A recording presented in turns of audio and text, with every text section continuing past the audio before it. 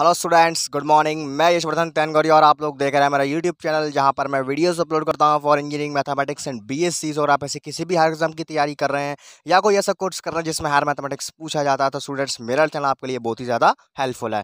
तो चलिए फटाफट से आज के टॉपिक को शुरू करते हैं। तो जैसा कि आपको पता है हम लोग कम्प्लेक्स एनालिसिस में एनालिटिक फंक्शन की ओर बढ़ रहे थे, उसको पूरा हमने लगभग फिनिश कर लिया है। आज एक लास्ट लेक्चर है, लेक्चर नंबर 10। इसमें एनालिटिक फंक्शन में जो कुछ भी इक्का दुक्का सवाल रह गए हैं और एक प्रूफ रह गया है सीआर इक्वेशन का, वो आज हम इस वीडियो में देखने वाले हैं। ठीक है, तो चलिए फटाफट से एक रफ नोट और एक पेन लेके बैठ जाइए। चलिए पूरी शिद्दत से आज की क्लास को शुरू करते हैं, देखिएगा। पिछले लेक्चर्स में मैं आपको बता चुका हूँ कि भैया जो आपकी सीआर इक्वेशन होती है इसके दो फॉर्मेट होते हैं। एक तो पोलर फॉर्मेट जो आपका आर और थीटा में होता है, मैं ऑलरेडी करा चुका हूँ। इस वीडियो को देखने के बाद आप उसका भी प्रूफ देख सकते हैं, चेकआउट कर सकते हैं प्लेलिस्ट में जाकर के, लिंक भी नीचे डिस्क्रिप्शन में मिल जाएगा। और एक भैया इसका रूप होता है भैया, वो होता है कार्तीय समीकरण, कार्टेशियन फॉर्मेट भैया, जो एक्स और वाई में होता है। तो देखिए हम समझते हैं पहले हमें प्रूफ लेकर के आना क्या है। ठीक है, जो सीआर इक्वेशन होती है आपकी कार्टेशियन फॉर्म में, वो ये होती है आपकी del u over del x बराबर del v over del y and del u over del y बराबर माइनस का del v over del x. हमें ये चीज़ प्रूव करके लेकर के आनी है। तो उसका डेरिवेशन कराने से पहले मैं आपको कुछ बेसिकली बातें बताना चाहता हूँ जो प्रैक्टिकली है कि हम इसमें करने के वाले हैं। जो सीआर इक्वेशन आखिरकार होती क्या है, थोड़ा सा इस पर प्रभाव डालूंगा जिससे आपका थोड़ा सा इसमें इंटरेस्ट जग जाएगा। ठीक है, तो चलिए फटाफट से समझते हैं। देखिए क्या है, हम पढ़ क्या रहे हैं भैया, हम पढ़ रहे हैं एनालिटिक फंक्शन। क्या पढ़ रहे हैं हम? Analytic function. ठीक है, अब एनालिटिक फंक्शन का मतलब हम जानते हैं कि इसका मतलब क्या होता है। कोई फंक्शन एनालिटिक कहें या उसको हम डिफरेंशिएबल कहें, ये चीज़ इंपॉर्टेंट है। कोई फंक्शन है आपका एफ जेड, या उसको एनालिटिक कहें हम या उसको डिफरेंशिएबल कहें, दोनों बात एक ही है। यानी कि कोई फंक्शन अगर डिफरेंशिएबल है तो वो एनालिटिक है, यानी कि एनालिटिक का दूसरा नाम है डिफरेंशिएबल, या ऐसे कह लो कि डिफरेंशिएबल का दूसरा नाम है एनालिटिक। सीधी बात ये है। एनालिटिक फंक्शन होता क्या है, अगर वो फंक्शन डिफरेंशिएबल है यानी कि अगर कोई भी फंक्शन आपका डिफरेंशिएबल है, हम उसको एनालिटिक कह देंगे। पल्ले पड़ी। लेकिन डिफरेंशिएबल में कंडीशन होती है। क्या कंडीशन होती है? वो कंडीशन ये होती है कि वो फंक्शन किसी एक पर्टिकुलर पॉइंट पर ना हो, उसके आजू बाजू के पॉइंट पर भी कैसा हो, डिफरेंशिएबल हो। यानी कि वो खुद तो फंक्शन डिफरेंशिएबल हो ही हो, साथ में आजू बाजू के पॉइंट्स पर भी डिफरेंशिएबल हो। इतनी बात हम जानते हैं, सब बातें आपको पता है। मैं थोड़ा सा इसमें डीपली जा रहा हूँ आपके लिए कि इसको प्रैक्टिकली अगर समझने की कोशिश करें कि सीआर इक्वेशन को पढ़ने की ज़रूरत हमें क्यों पड़ी और इसके क्या लाभ हैं, हम इसको क्यों पढ़ रहे हैं सीआर इक्वेशन को। ठीक है, तो देखो मैं दोबारा बता दूंगा, जो आपका एनालिटिक फंक्शन होता है वो क्या होता है भैया, वो तब होता है जब वो फंक्शन डिफरेंशिएबल हो। एनालिटिक का मतलब ही डिफरेंशिएबल है। अगर एनालिटिक शब्द लिखा है, आंखें बंद करके समझ जाओ कि वही डिफरेंशिएबल है। डिफरेंशिएबल का मतलब ही एनालिटिक होता है, समझ गए? अब देखो, यानी कि हमें काम काहे पे करना है, अगर कोई फंक्शन हमको एनालिटिक चेक करना है, क्या चेक करना है, एनालिटिक चेक करना है या एनालिटिक हमको दिखाना है, तो सबसे पहले हमारा माइंड कहाँ पहुंचेगा कि भैया ये फंक्शन एनालिटिक दिखाना है, यानी कि ये फंक्शन डिफरेंशिएबल है। सीधी बात ये है, एनालिटिक का मतलब होता है डिफरेंशिएबल। इतना बात क्लियर हुआ? यानी कि कोई फंक्शन अगर हमें एफ जेड चेक करना है या दिखाना है कि ये एनालिटिक है कि नहीं है, तो एनालिटिक का मतलब क्या होता है स्टूडेंट्स, वो होता है डिफरेंशिएबल, यानी कि वो फंक्शन डिफरेंशिएबल होना चाहिए। इसकी सीधी बात ये है। उसकी भी कंडीशन है कि डिफरेंशिएबल हो ही हो, साथ में आजू बाजू के पॉइंट्स पर भी डिफरेंशिएबल हो। बस हो गया। अगर कोई फंक्शन किसी पॉइंट पर एनालिटिक है तो उस पॉइंट के अलावा आजू बाजू के पॉइंट पर भी कैसा हो भैया, डिफरेंशिएबल हो। ऐसे फंक्शन को हम कहते हैं एनालिटिक फंक्शन। अब देखो सीआर इक्वेशन क्या है, हम देखो सीआर इक्वेशन ये कुछ नहीं है, ये जो निष्कर्ष इसने निकाला है सीआर इक्वेशन का, कॉची रीमान इक्वेशन का जो निष्कर्ष निकल के आया है, कॉची ने पता है क्या किया? कॉची ने कुछ नहीं किया, कॉची ने एक फंक्शन को उठाया एफ जेड को। किसको उठाया? कॉची ने एक फंक्शन को उठाया। और जैसा कि मैंने आपको अभी बताया कि एनालिटिक के लिए हम क्या करेंगे, वो डिफरेंशिएबल होना चाहिए। तो उन्होंने इस एफ जेड का क्या किया भैया, उन्होंने एफ जेड को चेक किया तो ये डिफरेंशिएबल है कि नहीं है। ठीक है, उन्होंने चेक किया तो ये काफ़ी लंबा इसका प्रूफ निकल गया, काफ़ी लंबा प्रूफ आ गया। यहाँ पे वो लोग आकर के पहुँच गए। कॉची ने क्या किया, एफ जेड को उन्होंने डिफरेंशिएबल चेक किया। क्या चेक किया उन्होंने? एफ जेड को डिफरेंशिएबल चेक किया। और डिफरेंशिएबल चेक किया तो उन्होंने पूरा जर्नल मेथड अपनाया। पूरा जर्नल तरीका जो आपका होता है, याद है, जाने तरीका भूल गए, limit z tends to zero करके करते हैं, पूरा जर्नल तरीका उन्होंने अपनाया। और एंड में आकर उन्हें ये निष्कर्ष मिला, ये निष्कर्ष उन्हें मिला तो यानी कि अगर हमसे ये निष्कर्ष निकला कि अगर कोई फंक्शन डिफरेंशिएबल होगा, एनालिटिक होगा, तो ये नेसेसरी कंडीशन है कि भैया वो इस इक्वेशन को सेटिस्फाई करेगा। यानी कि इससे हमें ये फ़ायदा हुआ कि अगर हम हर एक क्वेश्चन करेंगे, हम उसको एनालिटिक चेक करेंगे, तो हम भैया ये पूरा ना लगा करके जो पूरा डिफरेंशिएशन की प्रोसेस होती है, जो पूरा प्रोसीजर होता है लॉन्ग टर्म वाला, किसी एफजेड को जब हम क्वेश्चन में चेक करेंगे तो इतना लंबा ना करके जो रिजल्ट आया है, मुख्य जो निचोड़ आया है, अगर हम सीधे सीधे इसको ही सेटिस्फाई करा दें तो हम इतनी ज़्यादा कैलकुलेशन से बच जाएंगे। बस इस पूरी सीआर इक्वेशन का यही महत्व है, इससे यही फ़ायदा होता है कि ये स्टूडेंट्स की कैलकुलेशन को और गणनाओं को कम समय में आसान बनाता है। अगर हम हर एक क्वेश्चन को उसी लॉन्ग मेथड से चेक करने बैठ गए, पूरा डिफरेंशियल का पूरा फंडा लगा लगा के, तो पूरा टाइम उसी में निकल जाएगा और काफ़ी टाइम भी वेस्ट हो जाएगा। तो जो सीआर इक्वेशन है हमारी इसी में हेल्प करती है, उसने यही हेल्प कर दी हमारी कि जो क्या है, हम इतने लंबी जो प्रोसीजर अपनाएंगे, अभी देखोगे मैं क्या प्रोसीजर करने वाला हूँ, हम उससे बच जाएंगे और हम सीधा सीधा अगर इसी रिजल्ट को हम सेटिस्फाई करा दें इस फंक्शन के द्वारा, तो हम सीधा सीधा कह देंगे भैया वो फंक्शन कैसा होगा, एनालिटिक होगा। लेकिन उसके बाद एक सेकंड कंडीशन उसकी ये और आती है कि ये चीज़ जो आपकी निकल के आई है, पार्शियल डेरिवेटिव इसको बोलते हैं। अभी यहाँ पे गौर करो, मैंने क्या बोला, मैंने बोला अगर कोई फंक्शन एनालिटिक है तो भैया वो आजू बाजू के पॉइंट्स पर भी एनालिटिक होगा। यानी कि अगर वो इसी पॉइंट्स पर डिफरेंशिएबल है तो वो आजू बाजू के पॉइंट्स पर भी डिफरेंशिएबल होगा। एनालिटिक का मतलब डिफरेंशिएबल है, इतना समझ लो। ठीक है, तो भैया यहाँ पे चलो मैंने फंक्शन चेक किया एफ जेड, मान लो वो कैसा आ गया, वो डिफरेंशिएबल आ गया। जब वो डिफरेंशिएबल आएगा तो यहाँ तक बात बन जाएगी। यानी कि ये कंडीशन क्या है, ये कंडीशन डिफरेंशिएबल की तो है। कॉची ने क्या किया, कॉची ने एक फंक्शन उठाया, उसमें डिफरेंशिएबल वाली चीज़ें लागू करी और एंड में ये इस रिजल्ट तक पहुंचा। ये रिजल्ट बताएगा फंक्शन डिफरेंशिएबल है या नहीं है। ठीक है, अब जो सेकंड कंडीशन है इसकी सेटिस्फाई करने की, वो क्या है, वो मैंने भी बताई। आजू बाजू के पॉइंट्स पर भी वो फंक्शन कैसा हो, डिफरेंशिएबल हो। आजू बाजू के पॉइंट्स पर भी कैसा हो भैया, वो डिफरेंशिएबल हो। तो देखो ये निकल के आया ना, del e over del x, del b over del y, del e over del y और del b over del x. भैया ये मसाले हैं आजू बाजू के पॉइंट्स। ये क्या है, आजू बाजू के पॉइंट्स हैं। मैंने क्या कहा, आजू बाजू के पॉइंट्स पर भी कैसा हो, डिफरेंशिएबल हो। तो भैया ये जो चीज निकल के आई है ना, ये चीज देखो, del e over del x, del v over del y, del u over del y minus के del v over del x, ये चीज़ जो निकल के आएंगी ना, ये चीज़ें यही तो हैं भैया आजू बाजू के पॉइंट्स। अब हम उस पर कैसे चेक करते हैं कि ये डिफरेंशिएबल इन सारे टर्म्स पर है कि नहीं है। एक सिंपल सा इसका लॉजिक है, अगर ये सारे फंक्शन आपके एग्जिस्ट करेंगे फाइनाइटली, यानी कि इनकी कुछ ना कुछ वैल्यू आएगी, ये किसी भी पॉइंट पर अगर इनफिनाइट नहीं हो रहे हैं तो एब्सोल्युटली भैया ये कंटिन्यूस होंगे, और कंटिन्यूस होंगे तो भैया ये डिफरेंशिएबल भी होंगे। कैसे होंगे, डिफरेंशिएबल। और डिफरेंशिएबल का मतलब भी क्या होता है, एनालिटिक होता है। पल्ले पड़ा, एक बार दोबारा समझ लो।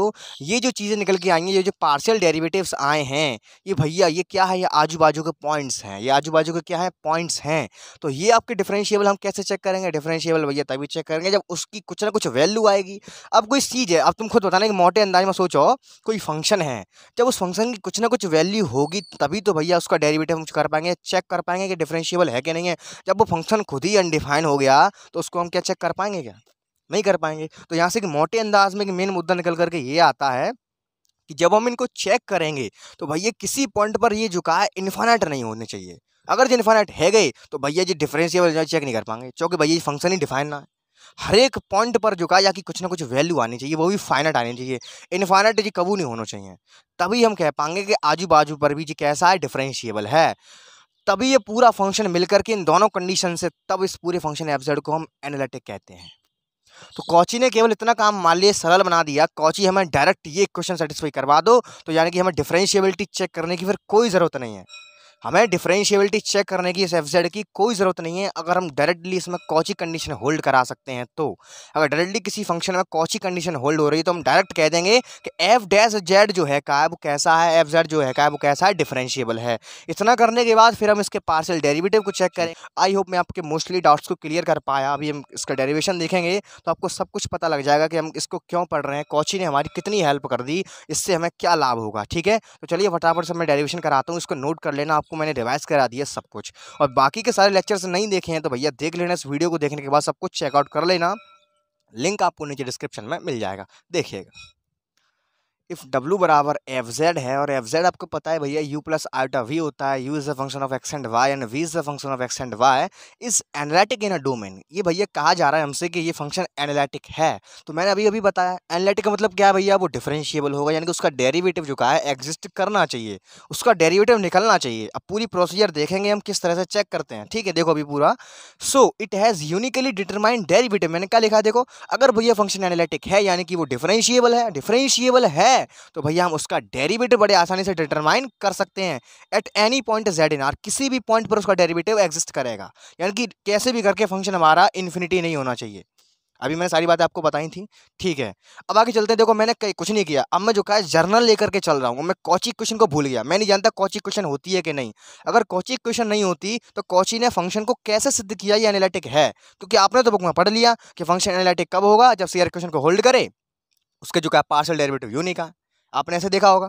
लेकिन कॉची ने सबसे पहले इसकी शुरुआत कैसे करी, कॉची को कैसे पता चला, कॉची से पहले तो ऐसी कोई क्वेश्चन थी नहीं, तो कॉची ने कैसे देखा ये फंक्शन एनालिटिक होगा कि नहीं होगा, तो वो कॉची ने जर्नल लिया। जर्नल मेथड क्या है कि हम किसी भी फंक्शन को हम डिफरेंशिएबल दिखा दें, यानी कि उसका जो क्या डेरिवेटिव जो क्या है वो एग्जिस्ट करना चाहिए, बस हो गया काम खत्म। तो चलो हम भी वही जर्नल लेके चलते हैं। मैंने लिखा यहाँ पे, हमने एफ जेड को लेट किया था, यहाँ पे मैं लिखा एफ डैश जेड बराबर, आपको पता है कि यहाँ पे एफ जेड बराबर डब्ल्यू के है, तो डी डब्ल्यू ओवर डी जेड हो गया। यहाँ पे लिखा हुआ मैंने देखो F dash Z exist and it is independent, F dash Z exist करेगा और ये इंडिपेंडेंट भी होगा। तो चलो फटाफट से मेथड शुरू करते हैं इसको करने का, कि हम किस तरह से इसको बिना कॉची इक्वेशन के इस फंक्शन को हम एनालिटिक दिखाएंगे। देखो ऐसे दिखाएंगे। तो क्या करते हैं, पहुंचो डिफरेंशियल वाली कंडीशन की ओर। डिफरेंशियल की कंडीशन क्या होती है, यहाँ पर देखो ये डिफरेंशियल की कंडीशन, यहाँ पर दो केस आते हैं भैया। पहला आता है आपका case first along x axis. अब मैंने ऐसा क्यों किया, क्योंकि आपको पता है z is the function of x and y, z जो फंक्शन है वो x और y का होता है। किसका होता है, x और y का होता है, ठीक है। तो चलो भैया हम इसमें फॉर्मूला लगाते हैं पहले, है ना। Limit delta z tends to 0 है, ठीक है। यहाँ लिखता हूं मैं डी डब्ल्यू ओवर डी जेड बराबर limit delta z tends to 0, और यहाँ पे मैं इसको डेल में कन्वर्ट कर लेता हूँ, del w over del z। पहले मैं बात करता हूँ x एक्सिस के अलोंग में। अब मैं बताना चाहूंगा कि यहाँ पे मैंने लिमिट जो का है वो डेल्टा z टेंड्स टू 0 क्यों ली। देखो इसका छोटा सा सिंपल सा सोचो थोड़ा सा, ठीक है। हम डिफरेंशिएबल चेक करने के लिए लिमिट क्यों लेते हैं, देखिए बहुत ही सिंपल सा एग्जांपल है। एग्जांपल देखिए क्या है, एक सपोज कीजिए कोई व्यक्ति है, ठीक है। कोई व्यक्ति है, वो ये कहता है कि अगर ऐसी सिचुएशन आ जाए तो ऐसी सिचुएशन में मैं लड़के बाहर निकल सकता हूँ, मैं अपने आप को खोऊंगा नहीं। मेरे वर्ड्स पे गौर करना। कोई व्यक्ति है मुझसे कहता है कि भैया कि मैं इस तरह की जो कंडीशन है मैं इसमें से बच करके निकल सकता हूँ, मैं उस कंडीशन में अपने आप को लुप्त नहीं होने दूंगा, वहां से निकल आऊंगा मैं। कोई व्यक्ति मुझसे ये कहता है, तो आप क्या करोगे, उसका टेस्ट लोगे कि नहीं लोगे, और टेस्ट व्यक्ति को जो कहा है उसी कंडीशन में गुजारोगे होकर के देखने के लिए कि क्या वास्तव में ये सच बोल रहा है कि नहीं। बात समझ में आ रही है मैं क्या कह रहा हूँ। अगर कोई व्यक्ति मुझसे ये कहता है कि अगर मुझे इतनी जटिल कंडीशन दे दी जाए मैं उसमें से ही बचकर निकल आऊंगा, अपने आप को इन्फाइनाइट नहीं होने दूंगा, अपने आप को खत्म नहीं होने दूंगा मैं, तो क्या करोगे आप उसका टेस्ट लोगे, परीक्षा लोगे। तो भैया यहाँ पे लिमिट z टेंड्स टू 0 लेने का तात्पर्य यही है, हम इस फंक्शन की परीक्षा ले रहे हैं। मालूम है क्यों, क्योंकि आपने बेसिकली देखा होगा जितने भी मोस्टली जो फंक्शन आपके इन्फिनिटी होते हैं वो तभी होते हैं भैया जीरो डिवाइड में लगे हैं। जीरो कहाँ लगे है, डिवाइड में, यानी कि जो मोस्टली फंक्शन इन्फिनिटी होते हैं वो भैया जीरो पे ही इन्फिनिटी आते हैं। तो हम इसको चेक करेंगे कि क्या हम इसकी परीक्षा ले रहे हैं इस फंक्शन की, क्या ये जीरो वाली स्थिति से, क्योंकि इन्फिनिटी मोस्टली आपको जीरो से बनता है कि नहीं, मोस्टली जीरो से ही बनता है। तो हम इसको चेक कर रहे हैं कि क्या ये भैया जीरो वाली कंडीशन से निकल के वापस आएगा, यानी कि क्या ये लिमिट अगर हम z टेंड्स टू 0 लगाएं क्या ये इसकी लिमिट एग्जिस्ट करेगी। हम चेक कर रहे हैं इसको, क्योंकि हमें दिखाना क्या है, हम बात कर रहे हैं एनालिटिसिटी पे, हमें एनालिटिक दिखाना है इसको। तो हम चेक कर रहे हैं, देखो मैंने क्या लिखा है, डी डब्ल्यू over d Z F z exist करना चाहिए। एग्जिस्ट करेगा तो मैंने कहा कि हर एक पॉइंट पर एग्जिस्ट करना चाहिए, हर एक पॉइंट पर। तो हम यहाँ पे z टेंड्स टू 0 ले रहे हैं, तो हम चेक कर रहे हैं आपको क्या ये 0 पे एग्जिस्ट कर पाएगा। चलो देखते हैं कर पाएगा कि नहीं।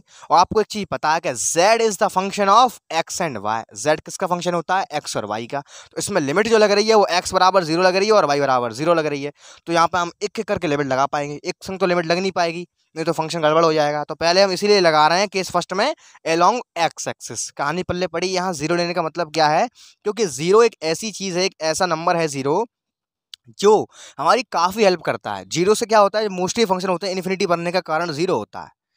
जीरो एक तरह से एक बहुत ही जटिल प्रॉब्लम है जिससे फंक्शन को बच के निकलना है, बच के फंक्शन को निकलना होता है। ठीक है, तो इसीलिए हमने यहाँ पे जीरो लिया है कि क्या ये फंक्शन जीरो पर एग्जिस्ट कर पाएगा लिमिट z टेंड्स टू, अगर मैं जीरो ले लूँ तो चलो काम करते हैं। बात पल्ले पड़ी, छोटे छोटे तर्क हैं इसके, आप बुक में पढ़िए ध्यान से, काफ़ी कुछ आपको समझ में आएगा। आप थ्योरी पे ध्यान दीजिए, मैं तो ऐसे ही पढ़ाता हूँ आराम से। जिसको जल्दी मच रही है, जिसको जल्दी कवर करना है, रटना है, वो वीडियो से जा सकता है, और जो शिद्दत से इंटरेस्ट के साथ देखना चाहे वो देख सकता है। मैं तो ऐसे ही काम कराता हूँ बड़े आराम से। ठीक है, एक एक पॉइंट के लाइन का मतलब होता है।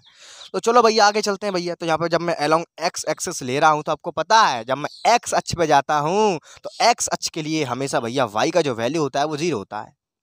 मेरे को इस बात से सहमत हो, बात से सहमत हो?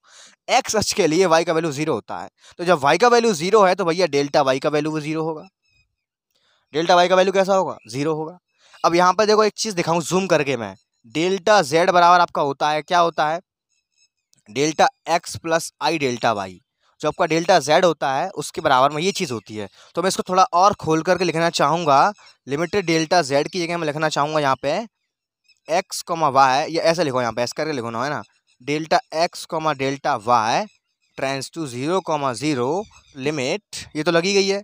डेल्टा डब्ल्यू को जब मैं ओपन करूँगा तो यहाँ पे मुझे मिलेगा delta u plus iota v. ठीक है, क्योंकि यहाँ पे डब्ल्यू बराबर क्या था? एफ जेड था, एफ जेड बराबर क्या? यू प्लस आयोटा वी है। अपॉन डेल्टा जेड को मैं ओपन करके लिखूंगा delta x plus i delta y. ठीक है, जब मैं यहाँ पे भैया अलोंग एक्स एक्सिस के चल रहा हूँ तो वहाँ पे आप देख सकते हो डेल्टा वाई का वैल्यू जीरो है। तो जब डेल्टा वाई का वैल्यू जब मैं जीरो कर दूंगा तो आप देख सकते हो यहाँ से जो डेल्टा जेड का वैल्यू आएगा वो डेल्टा एक्स के बराबर होगा। ठीक है, तो यानी कि यहाँ पर मैं डेल्टा एक्स रहने दूंगा, ये तो खत्म हो जाएगा।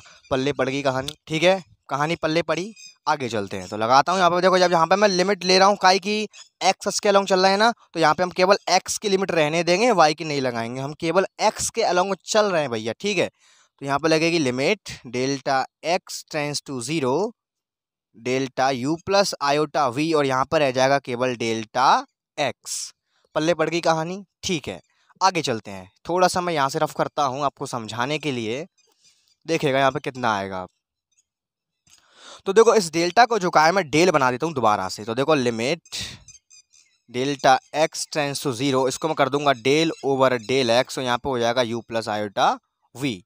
ठीक है कहानी, अब अंदर इसका फटाफट से डेरिवेटिव कर देते हैं। तो कितना आएगा? देखो limit delta x tends to zero del u over del x plus i del v over del x. ठीक है, तो यहाँ से जब इसकी देख सकते हो इसमें एक्स का कोई टर्म नहीं है, तो यहाँ पर जो आंसर आएगा ओवरऑल वो ये आएगा डी डब्ल्यू ओवर डी जेड बराबर del u over del x plus का i del v over del x. इसको मैं क्वेश्चन नंबर 1 नाम देता हूँ।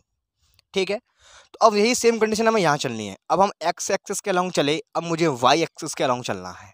तो मैं थोड़ा यहाँ पे चलता हूँ, है ना, जगह नहीं है थोड़ी सी, है ना, यहाँ देखते हैं, यहाँ पे चलता हूँ मैं अब अलोंग वाई एक्सिस। चलो भैया, जब हम वाई एक्सिस के अलोंग चलेंगे, आपको पता है कि वाई अक्ष के लिए एक्स का मान जीरो होता है, तो डेल्टा एक्स का मान जीरो होगा। जब डेल्टा एक्स का मान जीरो होगा तो हम जानते हैं कि डेल्टा जेड बराबर होता है आपका कितना?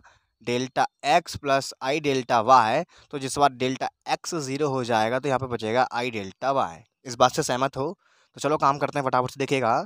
तो लिमिट, अब हम काय के अलोंग चल रहे हैं? वाई एक्सिस के, तो लिमिट किसकी आएगी? और वाई एक्सिस की आएगी delta y tends to zero, और यहाँ मुझे मिलेगा delta u plus iota v, ये यू है, ठीक है, अपॉन यहाँ पर मुझे मिलेगा आई डेल्टा वाई। ठीक है, अब चलो फटाफट से उसको अंदर घुसा देते हैं। देखो limit delta y tends to zero है यहाँ पे, और यहाँ पे ऐसा कुछ है नहीं है, वाई का एलिमेंट नहीं है जो लिमिट लगा सकें, तो यहाँ पे लिमिट लगाना और ना लगाओ बात बराबर आएगी। तो यानी कि डी डब्ल्यू ओवर डी जेड बराबर कितना आया? यहाँ से आया आपका del u over del y plus का i del v over del y, और लेकिन यहाँ पे 1/i बच गया। क्या बच गया यहाँ पे भैया? 1/i बच गया। तो चलो इसको निपटारा करते हैं। यहाँ से मैं थोड़ा सा रेस करता हूँ, देखिएगा अब इसका निपटारा कैसे होगा। रेस कराते हैं, यहाँ पे मिलेगा 1/i del u over del y, और प्लस का मुझे मिलेगा यहाँ पे आई से आई कैंसिल हो जाएगा del v over del y. अब इस आई को बट्टे से हटाने के लिए यहाँ पे माइनस का गुणा करना पड़ेगा। तो ओवरऑल आपका जो डेल डब्ल्यू ओवर डी जेड बराबर आएगा वो आएगा आपका del v over del y और माइनस का i del u over del y. ठीक है, पता चल गया कैसे आया है ये? मैंने यहाँ पे गुणा कर दिया, यहाँ पे आई को ऊपर नीचे, तो यहाँ से आई हट गया, यहाँ पे माइनस का आ गया, बात डन होती है। इसको नाम देता हूँ मैं क्वेश्चन नंबर 2। अब मैं देखो दोनों क्वेश्चन डी डब्ल्यू ओवर डी जेड और डी डब्ल्यू ओवर डी जेड के बराबर हैं, तो मैं इनको बराबर रख सकता हूँ, है ना। तो यहाँ पे लिखता हूँ मैं फ्रॉम इक्वेशन 1 एंड 2। प्यार से देखना यहाँ पे, ठीक है। इतना इजी प्रूफ पूरे यूट्यूब पर नहीं मिलेगा, इतना तर्क के साथ जो मैंने आपको बताया है किसी बुक में नहीं मिलेगा कि हम ये क्यों कर रहे हैं, ऐसा क्यों पढ़ रहे हैं, ठीक है। फ्रॉम इक्वेशन 1 एंड 2, तो देखिए यहाँ पे जब मैं इसको बराबर करता हूँ तो del u over del x plus का i del v over del x बराबर del v over del y minus के i del u over del y. Equating real and imaginary parts on the both side, काम finish. Equating real and imaginary parts on both side, ठीक है। तो देख सकते हो यहाँ पे जब मैं इसका इक्वेटिंग करूंगा तो यहाँ से मुझे मिलेगा del u over del x बराबर del v over del y, और यहाँ से मुझे मिलेगा del u over del y बराबर माइनस का del v over del x. लो भैया यही हमें प्रूफ करना था, ये आ चुका है, ये प्रूफ करना था ना। तो देख सकते हो अगर कोई क्वेश्चन, ये कंडीशन किसकी निकल के आई भैया, ये क्या निकल के आया, ये चीज आपकी निकल के आई एफ डैश जेड, यानी कि ये निकल के आया जो हमारा फंक्शन था एफ जेड उसका डेरिवेटिव निकल के आई। क्या निकल के आया, उसके डेरिवेटिव। आप देख सकते हो डेरिवेटिव यहाँ पे एग्जिस्ट कर रहे हैं, एग्जिस्ट कर रहा है, यानी कि फंक्शन डिफरेंशिएबल है। कैसा है फंक्शन, डिफरेंशिएबल है। समझ पाया कि कौची इस क्वेश्चन का हमारी जिंदगी में क्या यूज है। अरे यार हमारे क्वेश्चन में ऐसा कर रहे हैं, उससे बढ़िया है ना कि इसके सीधे सीधे कर लें, हम इतनी कैलकुलेशन करने से बच गए। हमारे पास सीआर इक्वेशन नहीं होती तो हम क्या जानते कि हम ऐसा करके डायरेक्टली इस चीज को दिखा सकते हैं, वरना फिर तो हमारे क्वेश्चन में इतना ही करना पड़ता। डिफरेंशिएबल का जनरल मेथड अप्लाई करना पड़ता, डिफरेंशिएबिलिटी और डेरिवेटिव चेक करने के लिए हमें यही मेथड लगाना पड़ता। वो तो अच्छा हुआ कोची ने हमें इक्वेशन दे दी, इससे हमारा टाइम बचा और कैलकुलेशन हमारी ईजी हो गई, ठीक है। ये तो सिंपल फंक्शन था, जब फंक्शन सटिल बड़े बड़े सवाल आएंगे तो बड़ा दिक्कत होती है इस तरह से निकालने में, इसलिए कोची का बड़ा योगदान रहा इस इक्वेशन को देने में। यहाँ से हम डायरेक्टली कह सकते हैं कि जो फंक्शन निकल के आया है वो डिफरेंशिएबल है, ठीक है, बहुत बढ़िया। लेकिन अभी बात यहीं खत्म नहीं होती है। मैंने एक और चीज़ बताई थी कि ये जो चीज़ निकल के आएंगे, ये चीज़ें आपकी कैसी होनी चाहिए, कंटिन्यूस होनी चाहिए, यानी कि इनकी जो वैल्यू है वो किसी पॉइंट पर इन्फिनिटी ना आए। तो यहाँ थोड़ी सी एक लाइन लिखनी रहेगी एंड में, वो भी लिख देता हूँ, ठीक है। देखिएगा क्या लिख सकते हैं आप, देखो मैंने क्या लिखा है अब, since F dash Z exist, यानी कि एफ डैश जेड यानी कि वो क्या था, वो था एफ जेड का डेरिवेटिव। तो आप देख सकते हो यहाँ पे z टेंड्स टू 0 पर हमारा जो फंक्शन है उसका डेरिवेटिव एग्जिस्ट कर रहा है, यानी कि हमारा जो फंक्शन है वो परीक्षा में पास हुआ और फंक्शन हमारा डिफरेंशिएबल है। यानी कि डिफरेंशिएबल है तो कैसा होगा, एनालिटिक होगा। वही चीज़ यहाँ पे मैं लिखी हुई है, सिंस एफ जेड एग्जिस्ट दो equation are called C R equation, इन्हीं दोनों इक्वेशन को हम क्या कहते हैं, सी आर इक्वेशन कहते हैं। और यहाँ पे एक और बात लिखी है मैंने, and f z to be analytic, और एफ जेड को हम एनालिटिक कब कहेंगे, किसी पॉइंट जेड पर भैया तब कहेंगे कि पहली चीज़ क्या है, ये चीज़ निकल करके आए, यानी कि ये चीज़ निकल करके आ जाए, यानी कि क्वेश्चन हमारा इस कंडीशन को सेटिस्फाई कर जाए। सेटिस्फाई करने के बाद एक और कंडीशन उसमें ये है, पास के del u over del x, del v over del y, del u over del y और del v over del x की जो वैल्यूज आई है वो शुड एग्जिस्ट करे भैया। वो कैसी करे, एग्जिस्ट करे, और सी आर इक्वेशन को सेटिस्फाई करनी चाहिए। अब एग्जिस्ट कैसे करेगी, मैंने बता दिया है कि किसी भी पॉइंट पर del u over del x इनमें से किसी की वैल्यू जो का है वो इन्फिनिटी नहीं हो। तो आई होप आप लोग समझ चुके हो कि हम सी आर इक्वेशन क्या है, क्यों पढ़ रहे हैं, इसकी आवश्यकता क्यों पड़ी और कोची का कितना ज़्यादा योगदान रहा इसको इक्वेशन को बनाने में। अगर वो नहीं बनाते तो हमें कितनी दिक्कत आ रही होती है आज क्वेश्चन को सॉल्व करने में।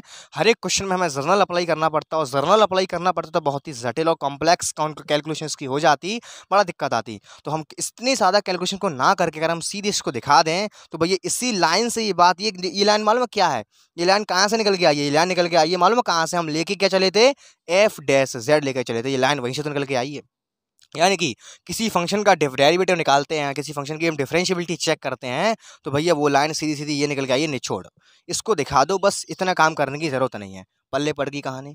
और भैया उसके अलावा ये चीज़ आपकी कैसी होनी चाहिए, कंटिन्यूस होनी चाहिए, कंटिन्यूस यानी कि डिफरेंशिएबल होनी चाहिए। वो कब होंगी, किसी पॉइंट पर इन्फिनिटी ना हो। तो आई होप आपको शेयर क्वेश्चन का कार्टेशियन फॉर्मेट का प्रूफ समझ में आया होगा। अब कुछ क्वेश्चंस को देखते हैं और जल्दी से लास्ट वीडियो को फिनिश करते हैं। मैंने पहले ही काफ़ी कुछ आपको करा रखा है, तो लास्ट लेक्चर था तो इसमें अभी आई होप आपको कोई भी डाउट नहीं आया होगा। अब कुछ क्वेश्चन को देखते हैं, जल्दी से वीडियो को फिनिश करते हैं। कल से हम स्टार्ट करेंगे पावर सीरीज, देखेगा भाई प्यारा सा क्वेश्चन। देखिए क्वेश्चन क्या है, एफ जेड बराबर आपको दिया हुआ है r power n cos n theta plus का आई साइन थीटा में सिद्ध करना है कि ये फंक्शन हमारा एनालिटिक है, ठीक है। लेकिन एक कंडीशन दी हुई है भैया, ये आर टेंड्स टू 0 को एक्सेप्ट कर रहे हैं, एक कंडीशन दी हुई है कि हम r टेंस टू 0 को हम एक्सेप्ट कर लें तभी एनालिटिक होगा। इसका मतलब ये है कि r टेंस टू 0 को छोड़ करके, r टेंस टू 0 को छोड़ करके भैया ये सभी जगह फंक्शन एनालिटिक है, r टेंस टू 0 पे नहीं है। अभी हम बता दूंगा मैं क्यों नहीं है। चलिए फटाफट से को सॉल्व करते हैं, देखिएगा। सबसे पहले चीज़ ये आती है, क्वेश्चन हमें दिया हुआ भैया ये r और थीटा में, यानी कि पोलर फॉर्मेट में, इसमें सी आर इक्वेशन होल्ड हमें करानी है, वो पोलर फॉर्म की करानी है। ठीक है, आइए देखते हैं क्या है सॉल्यूशन। गिवन दैट, हमें क्या क्या दिया हुआ भैया, लिख रहे हैं यहाँ पे एफ जेड बराबर r power n cos n theta plus का i sin n थीटा। ठीक है, हमें ये दिया हुआ है। हम क्या करते हैं, यहाँ से वैल्यू निकालते हैं। सबसे पहले काय की वैल्यू निकालेंगे। सबसे पहले तो एफ जेड और क्या होता है, u प्लस आइटा वी होता है r power n cos n theta plus का i sin n theta. u और v की कंपेयरिंग करा लेते हैं, तो u की वैल्यू आएगी आपकी r power n cos n theta और v की वैल्यू आएगी आपकी r power n sin n theta. ठीक, और फटाफट से चलो इस पर वैल्यू निकालते हैं। Del u over del x, del u over del theta polar format में। ठीक है, थीटा के रेस्पेक्ट में कर रहा हूँ तो देखो कॉस थीटा हो जाएगा माइनस का साइन एन थीटा। ठीक है, और आर एन आगे आएगी और आर पावर एन से कोई मतलब नहीं रहेगा। ठीक, अब मैं निकालता हूँ यहाँ पर del u over del r. R के रेस्पेक्ट में करूँगा, यहाँ पे आ जाएगा n r power n minus one और कॉस एन थीटा सेम रहेगा। अब मैं इसका करता हूँ तो देखो del v over del theta बराबर में आएगा कॉस एन थीटा और आर पावर एन। अगर मैं इसका करता हूँ del v over del r, r के रेस्पेक्ट में करूँगा तो n r power n minus one sine n theta. ठीक, अब देखते हैं क्या ये कॉची इक्वेशन को सेटिस्फाई कर रहा है। कॉची इक्वेशन क्या थी हमारी, सी आर इक्वेशन क्या थी, मैं लिखता हूँ मैं यहाँ बाय सी आर इक्वेशन। क्या थी हमारी कॉची इक्वेशन, याद है कि भूल गए, del u over del theta polar format में बराबर माइनस के r, del v over del r और del v over del theta बराबर r del u over del r. ठीक, ये थी हमारी पोलर फॉर्मेट में। अब देखते हैं क्या ये सेटिस्फाई कर रही है। क्या हमारा del u over del theta है वो माइनस के r del v over del r के बराबर आ रहा है। तो देखते हैं पहले हम del v over del r कहाँ है हमारा, del v over del r हमारा ये रहा, इसको उठाते हैं पहले। ठीक है, चेक कर रहा हूँ यहाँ पे मैं, n r power n minus का वन साइन एन थीटा। अगर मैं इसमें माइनस का और आर का गुणा कर दूं तो देखते हैं क्या ये del u over del theta के बराबर हो रहा है। तो चलो इसमें मैं माइनस आर का मल्टीप्लाई करता हूँ। ठीक है, तो देखो माइनस का हो जाएगा यहाँ पे एन, जब मैं आर का मल्टीप्लाई करूंगा तो देखो यहाँ पे r power n minus one है इंटू में आर पावर वन है। ठीक है, जब गुणा में घातें जुड़ती हैं तो केवल आर पावर एन रह जाएगी, r power n sine n theta. अब देखते हैं क्या del u over del theta के बराबर है ये, कहाँ ये रहा, देख सकते हो भैया, माइनस के sine n theta n r power n minus के sine n theta n r power n. भैया ये पहली कंडीशन सेटिस्फाई हो गई, बिल्कुल बराबर आया, एकदम से 10 से बराबर आई है। ठीक, पहली कंडीशन सेटिस्फाई हो गई। अब देखते हैं क्या दूसरी हो रही है। चलो दूसरी को चेक करते हैं। बड़े प्यार से क्वेश्चन करने हैं आपको, बिल्कुल नहीं घबराना है, जल्दबाजी नहीं करनी है बिल्कुल भी। ठीक है, इसको देखते हैं क्या पे क्या हो रहा है। अगर मैं डेली ओवर डेल आर में अगर मैं आर का मल्टीप्लाई कर दूं तो वो चीज़ हमारी इसके बराबर हो जाती है। तो चलो डेली ओवर डेल आर को उठाते हैं। कहाँ है डेली ओवर डेल आर, ये रहा, n r power n minus का वन कॉस एन थीटा। इसमें मल्टीप्लाई कर दूं मैं आर का तो देखते हैं क्या वो del v over del theta के बराबर आएगा। तो लो भैया इसमें मैंने आर का मल्टीप्लाई कर दिया। तो देखो आर का मल्टीप्लाई करूंगा तो देखो यहाँ पे क्या हो जाएगा, देखो r power n minus one into r power one. Multiply में पावर जुड़ती हैं, वन से वन कटेगा, केवल आर पावर एन बचेगी। तो देखते हैं क्या बचेगा, n r power n cos n theta, ये आया। तो देखते हैं क्या del v over del theta की वैल्यू कितनी है। ये देखो भैया ये भी सेम टू सेम आ गया। ठीक है, n r power n cos n theta, n r power n cos n theta. तो आपके सामने सब चीज़ है यार, कितना इजी इसका कंसेप्ट है। 2 मिनट अब तो सीख गए होगे ना, यानी कि हमारी पहली चीज़ हमारी संतुष्ट हो गई, पहली चीज़ सेटिस्फाई हो गई। आप लिख देंगे hence C R equation satisfy. ठीक है, यानी कि यहाँ से सी आर इक्वेशन हमारी कैसी है भैया, सेटिस्फाई हो रही है। उसके बाद दूसरी कंडीशन मैंने क्या बताई थी, ये जो चीज़ निकल के आई है ना, ये चीज़ चेक करनी है क्या ये किसी पॉइंट पर इन्फिनाइट तो नहीं हो रहा। चलो चेक करते हैं प्यार से। यहाँ पे लिखता हूँ सेकंड पॉइंट डाल करके स्टार पॉइंट। चलो चेक करते हैं। यहाँ पे लिखा हुआ मैंने del o del theta sine n theta n r power n. देखो क्वेश्चन में हमसे क्या कहा था ऊपर, देखो आर जीरो पे, आर टेंड्स टू जीरो पर जो कहा है, जो फंक्शन जो कहा है एनालिटिक नहीं होगा। अब एनालिटिक क्यों नहीं होगा, कि एनालिटिक कब नहीं होगा, जब आर टेंड्स टू जीरो हो, यानी कि इन्फिनिटी बन रहा होगा कहीं ना कहीं, तो किसी न किसी पॉइंट पर इन्फिनिटी आ रहा होगा। तो चलो चेक करते हैं। देखो मुझे दिख गया इन्फिनिटी आ रहा है। अगर मैं इसको पकड़ के बैठ जाऊं, अगर मैं del v over del r को पकड़ के बैठ जाऊं तो उसको मैं ऐसे लिख सकता हूं r power n into r power -1 sine n theta, और इस आर को मैं नीचे ले जाऊं n r power n sine n theta upon में आर आ गया। अगर ऐसी कंडीशन में यहाँ पे मैं आर बराबर 0 पर चेक करूंगा तो खुद देख लोगे भैया 0/0 की फॉर्म बनेगी और जो इन्फिनिटी की तरफ अप्रोच जाएगी। तो इसीलिए क्वेश्चन ने हमने खुद दिया है, क्वेश्चन ने खुद दिया है कि एक्सेप्ट आर बराबर 0, आर बराबर 0 को छोड़कर एनालिटिक होगा, आर बराबर 0 पे एनालिटिक नहीं है। देख सकते हो कोई अगर एक भी डेरिवेटिव कोई सा भी अगर इन्फिनिटी आ गया तो भैया वो फंक्शन एनालिटिक नहीं होगा। लेकिन उसने हमसे कही है कि हम तो आर बराबर 0 छोड़ के चल रहे हैं ना, एक्सेप्ट आर बराबर 0, ये गलती है, इसको एक्सेप्ट कर रहे हैं, आर बराबर 0 पे नहीं होगा और सब पे होगा। तो समझ गया आर बराबर 0 पे क्यों नहीं हो रहा है, पल्ले पड़ी कहानी। तो चलो वही चीज यहाँ पे लिखता हूँ मैं, ठीक है, देखिएगा। एट आर टेंड्स टू 0 पर, या ऐसे लिखो इट्स क्लियरली दैट, ठीक है, थोड़ा प्यार से लिखते हैं ना, इट्स क्लियरली दैट, क्या डेट है यहाँ पे क्लियरली, आर टेंड्स टू 0 पर, एट आर टेंड्स टू 0 पर द यहां से क्या क्लियर है कि एट आर टेंड्स टू 0 पर partial derivative are not continuous. ठीक है, क्या निकल गया यहां से, आर टेंड्स टू 0 पर partial derivatives are not continuous.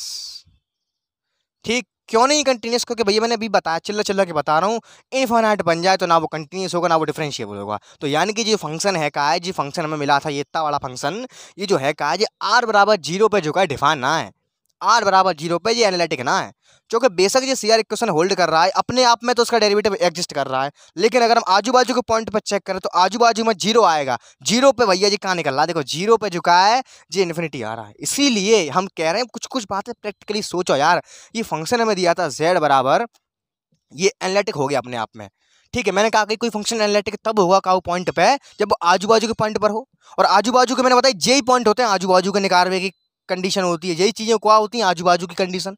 तो मैंने इन पर चेक करा तो आर बराबर 0 पे आजू बाजू में आएगा, सारे पॉइंट देख लो जितने पॉइंट है सब बन गए, तो वापस दे इन्फिनिट बने को, तो भैया जाई के मार जी फंक्शन जो का एनालिटिक ना है, तो काय पे आर बराबर 0 पे। लेकिन अगर जाए हम छोड़ के चल रहे हैं तो ये एनालिटिक है, पल्ले पड़ गया में क्या चल रहा है। ठीक है, लिख देंगे यहाँ पे आर नॉट कंटिन्यूअस,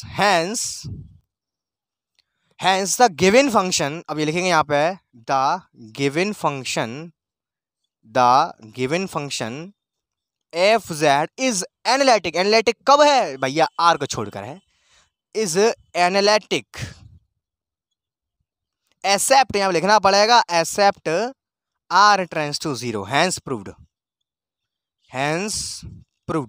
पल्ले पड़ गया, मैंने यहाँ क्या रामायण लिखा है, सब चीज पल्ले पड़ेगी, फीलिंग आनी चाहिए बड़ा जोरदार। अगर मजा आ रहा हो तो यार लाइक कर देना और जल्दी से सब्सक्राइब कर लो, अगर नए हो तो जल्दी से सब्सक्राइब करो, मुझे नहीं मालूम, बस क्लिक हो जाना चाहिए। पल्ले पड़ गई कहानी, सब कुछ आपके सामने है। ठीक है, तो यानी कि पहला कंडीशन हमारा प्रूव हो गया। ऐसे पेपर में करके आना, प्रोफेसर खुश हो जाएगा और आप भी फील करना सीखोगे पल्ला पड़ गया कैसे है क्या नहीं है। उसके बाद हमें इसका सेकंड पार्ट प्रूव करना है कि सिद्ध करो कि इसका जो डिफरेंशियल आएगा, इसका जो डेरिवेटिव करेंगे वो ये आएगा।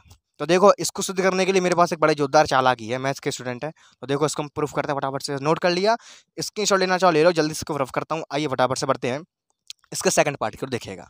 अब देखिए भैया, इसका हम सेकंड प्रूफ देखने जा रहे हैं कि इसका डेरिवेटिव ये आएगा। अब आप मुझसे कहोगे सर आपने ये क्यों नहीं इरेज किया है, अभी पता चल जाएगा मैंने ये इरेज क्यों नहीं किया है, इसका यहाँ पे यूज़ होगा। ठीक है, अब देखो मैं बड़ा चालाकी अपना रहा हूँ, बड़ा चालाकी है मेरे पास। अगर देखो तुम जाकर डेरिवेटिव कर पे बैठ गए तो धुआं उड़ जाएगा, इसका डेरिवेटिव जा लाइव में बहुत समझ आ जाए तुम्हें। ठीक है, तो हमारे पे एक चालाकी है, देखो डेरिवेटिव को लगा हो तो एफ डैश जेड होता है कि नहीं, इस बात मानोगे इस बात को मानोगे। अभी मैंने बताया है डैश जेड, इसका मतलब क्या है, डेरिवेटिव है। ठीक है, अब इसको मैं क्या लिख सकता हूँ, डी डब्ल्यू ओवर डी जेड लिख सकता हूँ देखो, हाँ लिख सकता हूँ, क्योंकि एफ जेड क्या होता है, डब्ल्यू होता है, और उसका डैश लगा यानी कि एक बार जेड के रेस्पेक्ट में उसका डेरिवेटिव हो रहा है, ये बात मानोगे। और हम चालाकी दिखा रहे हैं, हम जो कहा इसका एफ जेड हमारे पास एक थ्योरम में प्रूफ कर चुके हैं, इससे पहले लेक्चर्स में, बाद में चेकआउट कर लेना यार। ठीक है, एंड में चेकआउट कर लेना इस वीडियो को। ठीक है, हम ये रिजल्ट पहले ही प्रूफ कर चुके हैं, यानी कि इससे हमें सहायता हो जाएगी कि जो एफ डैश जेड है इसके लिए हम इसका पूरा का डेरिवेटिव ना करके दिक्कत दे हमें, उससे बढ़िया रिजल्ट का यूज़ कर लें हम, बस हो गया काम खत्म। तो चलिए इसका यूज़ करता हूँ मैं। तो चलो ये रिजल्ट कैसे आता है यार देख लेना बाद में, ठीक है, घबराओ मत, अभी यहीं से काम चलने दो। जब वीडियो खत्म हो जाए तो आराम से देख लेना, हमारे पुराने लेक्चर्स में जाके प्लेलिस्ट में जाके सब चीज़ क्लियर हो जाएगी। ठीक है, देखिएगा ई की पावर माइनस का आई थीटा। अब देखो यहाँ पर मैं लिख सकता हूँ उसको del over del r u plus iota भी लिख सकता हूँ क्या नहीं, चलो आगे चलते हैं, लिख सकता हूँ भैया ई की पावर माइनस का आई थीटा, ये हो जाएगा del u over del r और प्लस का i del v over del r. इस बात को मानोगे? ठीक है, वो अच्छी बात है। अब देखो इसका यूज़ क्या करना है या कुछ नहीं करना है, यहाँ पे बस इनकी वैल्यू उठा के रख दो। डेल यू डेल आर की वैल्यू कहाँ है? जे रही, उठा के रख रहा हूँ यहीं से यहीं, देखो यहीं कहीं रख रहा हूँ, कुछ सारा काम यहीं से यहीं कर रहा हूँ मैं। अब सब कुछ मैं यहीं के यहीं कर दूंगा। इसकी वैल्यू ये रही हमारे पास, ये रही एन, इसीलिए मैंने नोट इरेज नहीं किया था, समझ गए? कॉस एन थीटा प्लस का iota, del v over del r की वैल्यू कहाँ है हमारे पास? ये रही n r power n minus का 1 साइन एन थीटा। वहाँ दिखेगा नहीं, थोड़ा सा यहाँ करके दिखाना पड़ेगा आप, ठीक है? देखिएगा तो ई की पावर आई थीटा है, माइनस का है, ठीक है? माइनस का आई थीटा चल रहा है ये, प्यार से।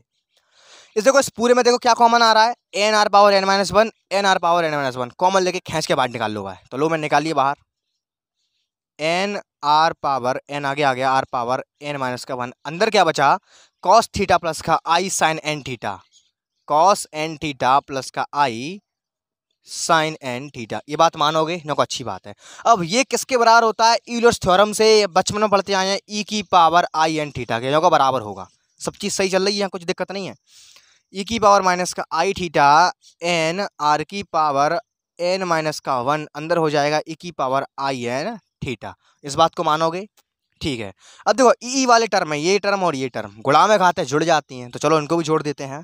देखो कितना मिलेगा, r n power n r power n minus, उनको साइड से चलने दो। देखो अंदर कितना हो जाएगा, अब इनको जब तुम ऐड करोगे तो देखो गुणा में घाते जुड़ती है। इसमें कॉमन क्या मिल रहा है? इसमें देखो कॉमन मुझे मिल रहा है, अंदर मुझे क्या मिलेगा? देखो अंदर मुझे मिलेगा एन माइनस का 1 आई और थीटा ई की पावर में।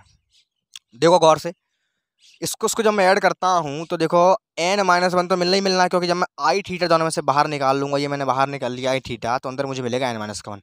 बात डन है। अब कुछ नहीं करना, इसको दोबारा से खोल दो, इसको इकट्ठा करने के बाद दोबारा खोल दो। क्यों खोल रहा हूँ देखो मालूम पड़ेगा। अब इसको इकट्ठा करने के बाद मैंने इकट्ठा किया, इसको दोबारा खोल दो। N r power n minus 1, तो देखो ई की पावर आई थीटा, ये पूरा रोल निभा रहा आई थीटा का। खोल दो, कॉस थीटा, थीटा का रोल कौन निभा रहा है? एन माइनस 1 थीटा प्लस का आई साइन एन माइनस का 1 थीटा। लो भैया हैंस प्रूव हो चुका है, हमको यही चाहिए था, समझ गए? तो भैया इस तरह से मैं चालाकियाँ दिखानी है मैथमेटिक्स में, पल्ले बड़ी कहानी। मैथमेटिक्स चालाकियाँ और रिजल्ट पे चलता है। अब ये ना है कि जब चाय गर्म है तुम्हें दिख रही है तो तुम्हें छू के पता लगा। कुछ चीज़ें दूसरों के एक्सपीरियंस से भी एक्सपीरियंस करना सीखो। इतने सारे जो मैथमेटिशियन है हमारी ये चीज़ डाल गए हैं, तो इसका यूज़ करो, ठीक है? अब ये नहीं है कि तुम भी करने बैठे हो उन चीज़ों को दोबारा, नहीं। इतनी लंबी लाइफ थोड़ी है, तुम आगे का करो, उनके रिजल्ट से आगे बढ़ो। पल्ले पड़ रहा मैं क्या कहना चाह रहा हूँ? पल्ले बड़ी कहानी। तो भैया कितने इसी तरीके से क्वेश्चन प्रूव होकर के आ चुका है। आइए बढ़ते हैं कुछ और 4-6 क्वेश्चन की और, जल्दी से इस वीडियो को फिनिश करते हैं, देखिएगा। अब देखो यहाँ से थोड़ा सा कंसेप्ट चेंज होने वाला है, ठीक है? ये कंडीशन जो दूसरी डिजाइन का क्वेश्चन है, इसमें देखो क्या लिखा हुआ है, find for what value of z, z की किस वैल्यू के लिए जो फंक्शन होगा हमारा डिफाइंड बाई द फॉलोइंग की cease to be analytic. Cease का मतलब जानते हो? सिंगुलर पॉइंट मिले हमें। सीधी बात है, अगर कहीं ऐसा लिखा हो सीज, एक बात अपने दिमाग में डाल लेना, सीज का मतलब होता है सिंगुलरिटी। अब जी सिंगुलरिटी क्या होता है? अरे भैया सिंगुलरिटी कछु ना है, ऐसा पॉइंट जिस पर पूरा फंक्शन जो का है इनफाइनाइट है जाए। यहाँ से क्या निकल करके आ रहा है, जब वो फंक्शन इनफाइनाइट हो जाएगा तब वो एनालिटिक होगा ही नहीं। तो यानी कि ऐसा पॉइंट जिस पर फंक्शन हमारा एनालिटिक नहीं हो उसे कहते हैं सिंगुलरिटी। क्या कहते हैं? सिंगुलरिटी कहते हैं। क्या कहते हैं? सिंगुलरिटी। पल्ले पड़ी कहानी। तो हमें इसमें इस क्वेश्चन में हमें क्या करना है, हमें इसको सॉल्व करना है। हमें इसको सॉल्व करना है, हमें ये बताना है कि भैया किस पॉइंट पर ये फंक्शन जो का है इनफाइनाइट है जाए। सीज समझ में आया? समझ लो हमारा चीज़ें इनफाइनाइट करना है। अगर सीज लिखा आ गया, हमें समझ जाओ उस चीज़ को, हमें उस फंक्शन को हमें इन्फिनिटी तक बनाना है, हमें कैसे करके वह इन्फिनिटी बनाना है, ऐसा पॉइंट ढूंढ के निकालना हो हमें। तो पल्ले बड़ी कहानी। तो उसी को हम कहते हैं सिंगुलर पॉइंट। क्या कहते हैं? सिंगुलर पॉइंट या सीज पॉइंट, जिस पर जो का फंक्शन हमारा एनालिटिक नहीं हो, वो फंक्शन हमारा इन्फिनिटी है जाए बस, उस पॉइंट को हम कहते हैं सिंगुलर पॉइंट या सीज पॉइंट। जो कहानी पल्ले पड़ रही है, पल्ले पड़ रही है। अब देखो इसका कंसेप्ट क्या होता है, प्यार से समझना। अब देखो कंसेप्ट क्या होता है, देखो देखो देखो, हम जो का करेंगे, जब मैं सबसे पहले का मौका हो तो हमें दो हो तो फंक्शन बाय बोलते हैं हम एफ जेड। क्या बोलते हैं हम फंक्शन बोलते हैं एफ जेड, जो को बात डन है, यहाँ तक समझ में आता है। अब हम जहाँ में जेड का वैल्यू निकालेंगे, क्या निकालेंगे? हम जेड का वैल्यू निकालेंगे। तो तुम्हें मालूम है हम कहाँ जाके डालते हैं ये चीज़ें? तो आपको पता है कि हम जो पॉइंट इसमें अपनी बुद्धि सोच के निकालेंगे, वो पॉइंट इसमें कहाँ डाल के देखेंगे कि इन्फिनिटी बने, कौन सी जगह डालना है, किस स्टेप पर हमें पॉइंट डालना है कि इन्फिनिटी बन जाए। तो देखो क्या करेंगे, कुछ नहीं करना है, हमें जो फंक्शन दिया होगा हमें हमेशा एफ डैश जेड की जुगाड़ करनी है। क्या की जुगाड़ करनी है? हमें एफ डैश जेड की जुगाड़ करनी है। एफ डैश जेड का होता है जो होता है आपका डी डब्ल्यू ओवर डी जेड। ठीक है, हर एक क्वेश्चन कोई भी हो यही मेथड अप्लाई करना है। हमें हमेशा क्या करना है, एफ जेड से हमें एफ डैश जेड की जुगाड़ करनी है। कैसे करके, एफ डैश जेड का होता है डी डब्ल्यू ओवर डी जेड की जुगाड़ करनी है। क्या की जुगाड़ करनी है, डी डब्ल्यू ओवर डी जेड की। तो यहाँ से एक मोटी चीज निकल के आती है, हमें सिंपल डब्ल्यू की जुगाड़ करनी है। क्या की जुगाड़ करनी है, डब्ल्यू की।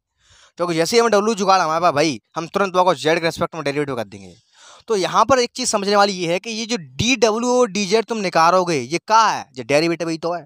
मैंने हवाला प्रूफ कराया है कार्टेशियन क्वेश्चन में, जी क्या है, जी एफ डैश जेड ही तो डेरिवेटिव है ना। तो हम जो फंक्शन जाई में डाल के चेक करेंगे, जाई में डाल के चेक करेंगे, ऐसा पॉइंट के फंक्शन हमारा इन्फिनिटी हो जाए। पल्ले पड़ा, जो डी डब्ल्यू ओवर डी जेड आया है हम जाई में डाल के चेक करेंगे, यानी कि हमें यहाँ तक पहुँचना पड़ेगा। इसका मतलब समझ रहे हो क्या, इसका मतलब डिफरेंशिएबल चेक कर रहे हैं हम, डिफरेंशिएबल चेक कर रहे हैं, यानी कि डेरिवेटिव एग्जिस्ट करेगा क्या नहीं करेगा, ऐसा समझो।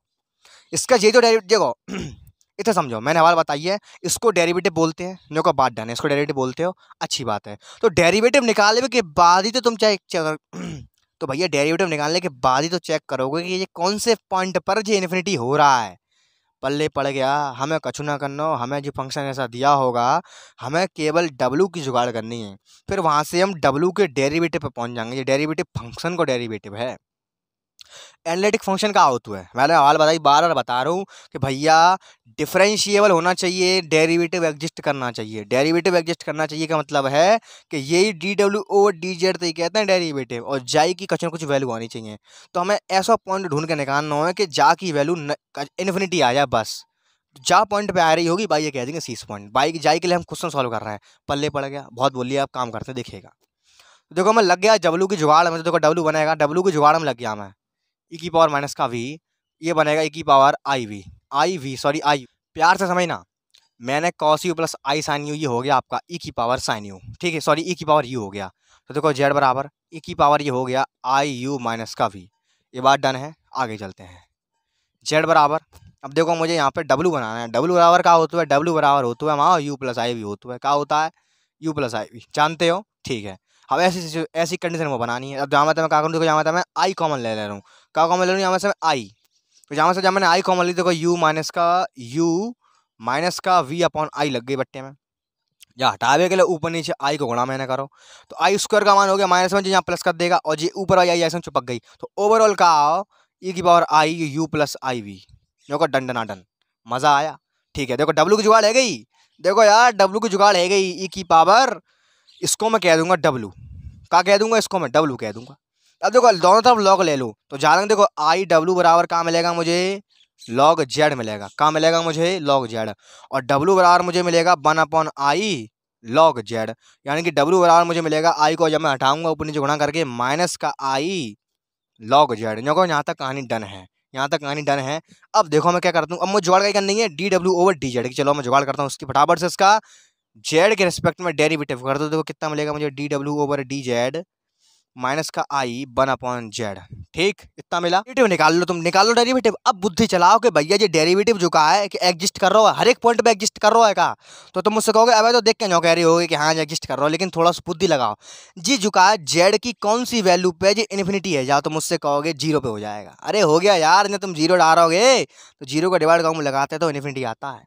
पल्ले पड़ गया, तो मेन काम यहीं तक है हमारा, बस से इतना काम करना। जब हमें कबू जेड की वैल्यू निकले, हमें सीज पॉइंट निकालना हो तो, ठीक है। तो डेरिवेटिव जो कहा जाको एग्जिस्ट ही नहीं कर रहा, जब डेरिवेटिव एग्जिस्ट ना कर रहा हो तो फंक्शन एनालिटिक होगा ही नहीं, क्योंकि मैंने बताइए। तो भैया ये कौन से पॉइंट पे एनालिटिक ना है, ये 0 पे एनालिटिक ना है। तो यहाँ पे लिख देंगे इट्स क्लियरली दैट, फिनिश हो गया क्वेश्चन। प्रैक्टिकली समझाऊंगा बड़ा प्यार से, हॉल है। It's clearly that at z tends to 0 पर डी डब्ल्यू over d z does not exist है, डज नॉट एग्जिस्ट है, यानी कि इन्फिनिटी एरो, सीधी बात है, इन्फिनिटी एरो, सीधी सीधी लिख दूं, अप्रोच इन्फिनिटी हो रहा है। क्या हो रहा है, इन्फिनिटी हो रहा है। हेंस z बराबर 0 इज द सीज पॉइंट, या is the singular point, is the seize point, या क्या कहते हैं, जाइए हम क्या कहते हैं, सिंगुलर पॉइंट है। और बुद्धि लगाओ, कहो और वैल्यू पे एरो है इन्फिनिटी ना एरो, तो केवल इस पूरे फंक्शन के लिए z बराबर 0 ही जाको कहा है सीज पॉइंट है। पल्ले पड़ गया। अब 4-6 क्वेश्चन को और देखते हैं, जल्दी से वीडियो को फिनिश करते हैं, देखिएगा।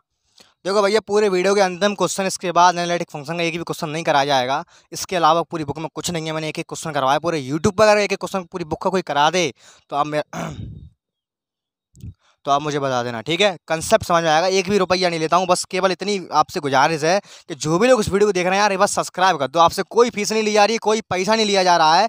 व्हाट्सएप पे फ्री में सारे क्वेश्चंस बताए जा रहे हैं, बस इतनी सी मेरी मांग है। सब्सक्राइब बटन को जोर से हिट कर दो सभी के सभी। एक बार झुका है, सभी लोग हिट कर दो सब्सक्राइब बटन को। 1 रुपया नहीं लगा यार इसमें। देखिए, आपका एक पैसा नहीं लगता है यार, आप वीडियो देख के चले जाते हो, सब्सक्राइब नहीं करते हो, या सब्सक्राइब जरूर कर लेना है ना, क्योंकि यार इसमें एक भी पैसा नहीं लगता है। और इसमें सारे क्वेश्चन जो का आपको फ्री में करा रहा हूँ, केवल किसके लिए? सीखने के लिए यहाँ पे मैं आया हूँ यूट्यूब पर। मेरा मोटिव पैसा कमाना नहीं है, मैं केवल सीखने आया हूँ, सिखाने आया हूँ, अपने आप को बेहतर बनाने आया हूँ।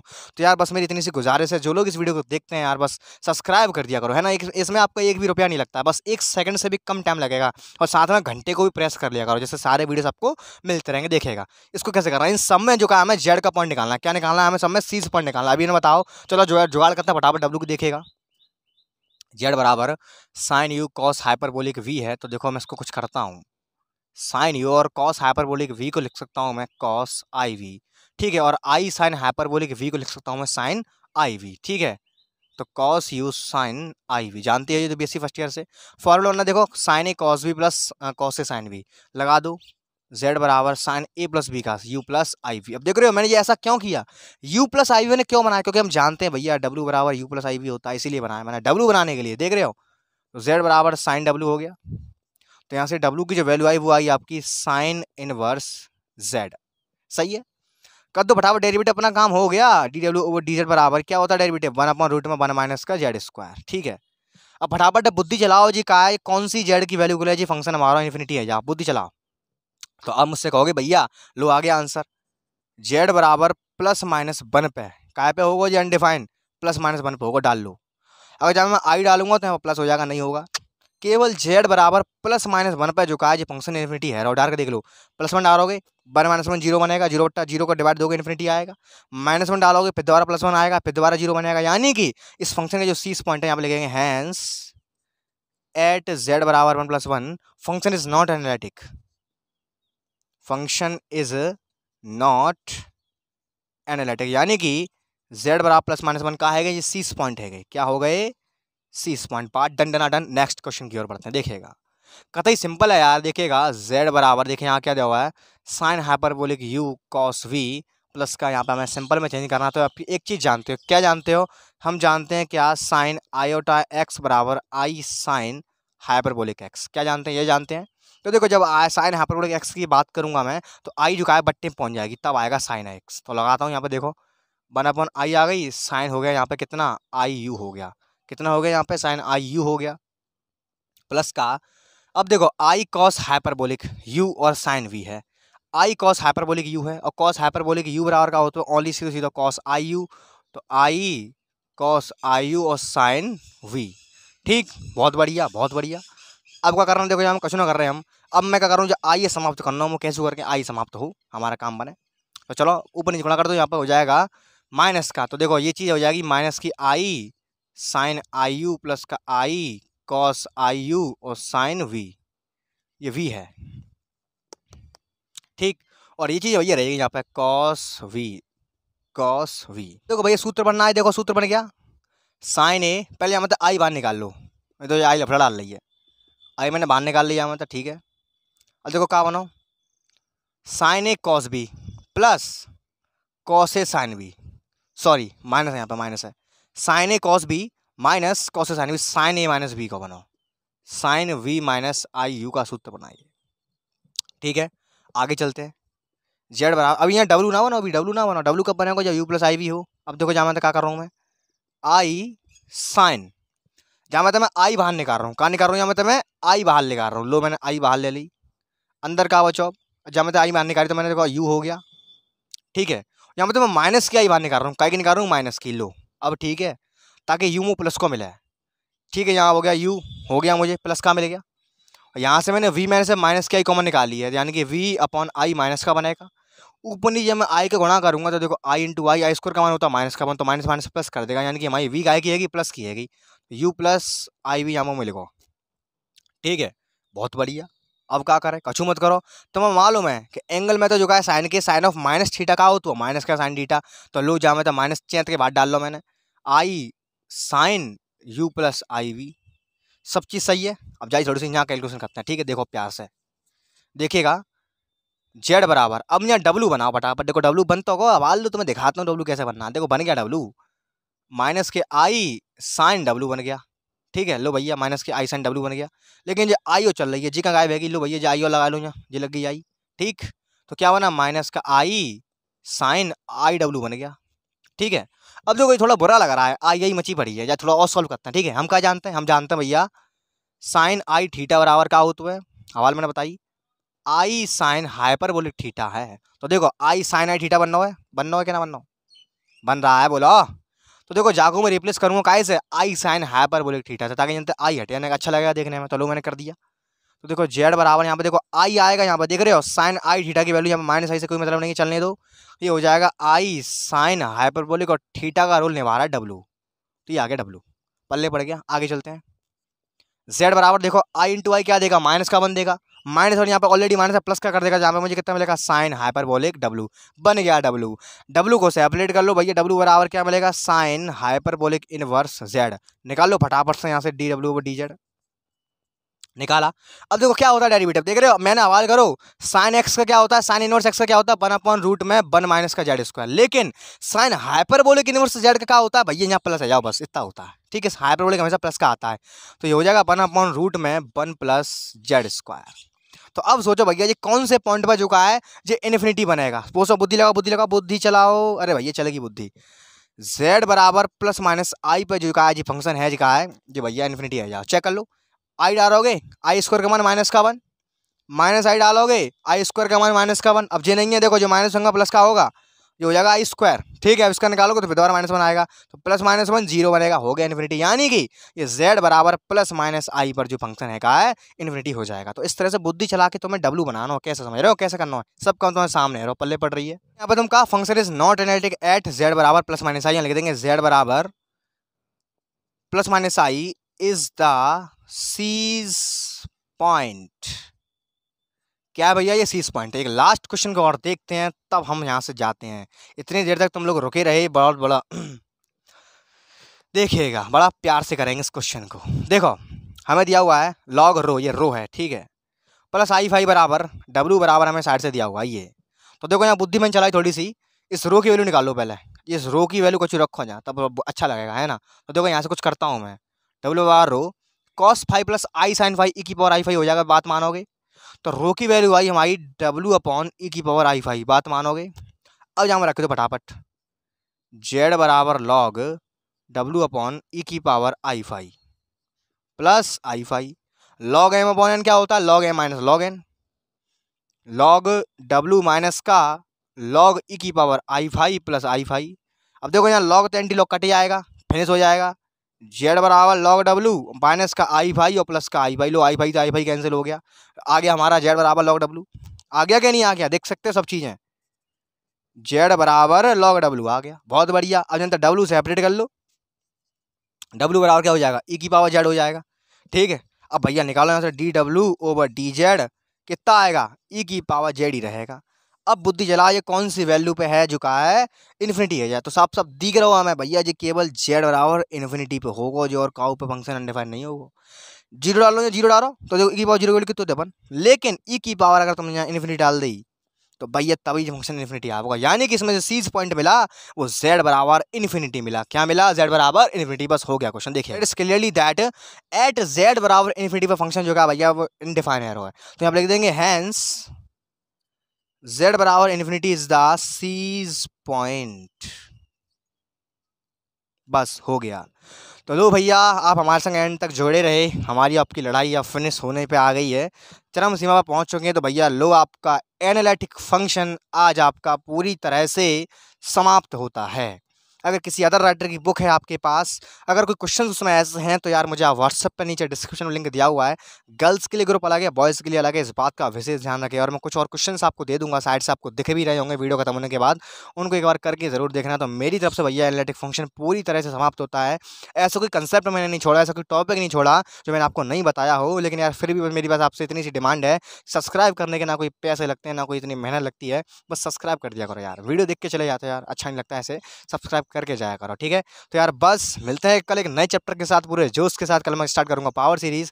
और मैं आपको बता दूँ, जो लोग इस वीडियो को देख रहे हैं, हमारे सारे लेक्चर्स को एक बार देख लेना एनालिटिक्स फंक्शन के, अगर आपने नहीं देखे हैं तो, ठीक है। सारे लेक्चर्स को एक बार देख लेना, तब आपके और अच्छे से क्लियर हो जाएगा। तो यार बस आज के छोटे से वीडियो में बस इतना ही था। आप लोग हमारे साथ रुके रहे, मैराथन क्लास थी ये। तो बस मिलते हैं कल ऑन द सेम टाइम, तब तक ले सी यू टुमारो के भाई, टेक केयर।